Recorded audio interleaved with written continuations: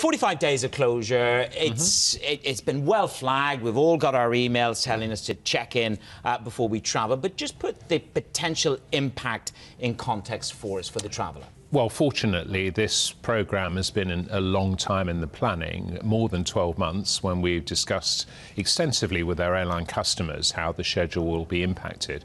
And what's actually happening, there's a 32% reduction in flights at Dubai International Airport, and 800,000 passengers will now use Dubai World Central, Al Maktoum International, which is almost the entire throughput in a year through that airport in the 45-day programme. So hopefully, with bus services provided between the two airports every half an hour, passenger disruption will be absolutely minimal. That's our hope in any way. Al Maktoum International is a central part of the future vision of Dubai. So does this mean that as you move traffic to the new airport, that traffic actually stays in the new airport, or does it get redirected back to the old airport? Well, Dubai International, of course, is the world's largest international airport and a major hub.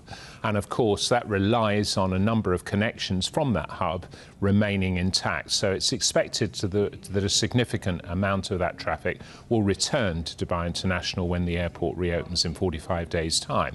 However, Dubai World Central, as you rightly say, is an airport that will actually flourish and grow over the next few years. And we expect to pass about 1 million passengers at that airport, which is obviously a lot less than the 90 million that we expect through Dubai International during the course of the year.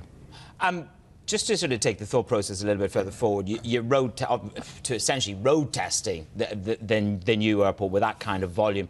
What about the proposition in the longer term that new airport could expand to be the hub for Abu Dhabi and Dubai, given the merger mania that we have? Well, I'm not entirely sure that there's merger mania in the aviation sector. I mean, the discrete markets of Abu Dhabi and Dubai will remain discrete because obviously the two cities have quite a different traffic mix. But the important thing is that we need to provide the capacity to allow Dubai to continue to grow, and that capacity will be provided in two strategies. One, by the ongoing expansion and improvement in quality of Dubai International Airport, as well as the growth and expansion of the new airport at Dubai World Central.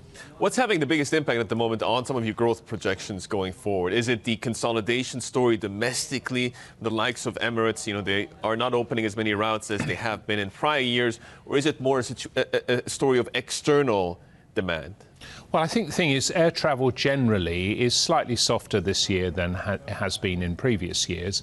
That's a global phenomenon. But I think the good thing, of course, is that we are actually seeing a significant amount of expansion in cooperation across the aviation sector. The Emirates Fly Dubai codeshare partnership, for example, is boosting a significant number of travel opportunities across those two airlines. So we're still optimistic about growth in the aviation sector, maybe not quite at the double-digit levels that we've enjoyed over the last few decades.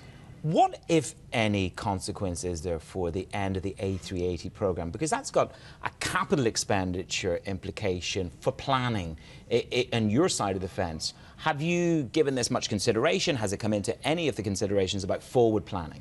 Well, I don't think the 380 is going to sort of drop off the planet in a very short space of time. Remember, some of those aircraft haven't yet been delivered. So we're talking a significant period of time for that aircraft being in service. But I don't think it will have any impact at all on the expansion of the airports, because there will be a strategy to replace the A380, but that's going to take place over possibly many decades in the future.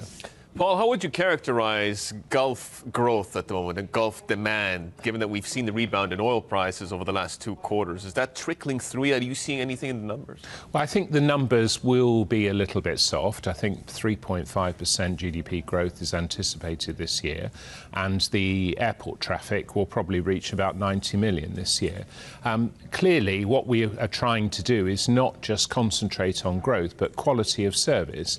We're doing a lot of things at Dubai International to improve the passenger travelling experience, because of course we recognise that aviation is a very competitive business and that people do have a choice to go through other airports, and we want to make sure that their primary airport of choice remains Dubai International. Where is the biggest challenge? Yusuf was looking at the Turkish story this morning in terms of the build-out in Turkey. I was looking at the Chinese story. There was a wonderful sort of press engagement yesterday evening in China at the Daxing airport. Who is your biggest competitor? Is it Turkey or China or London?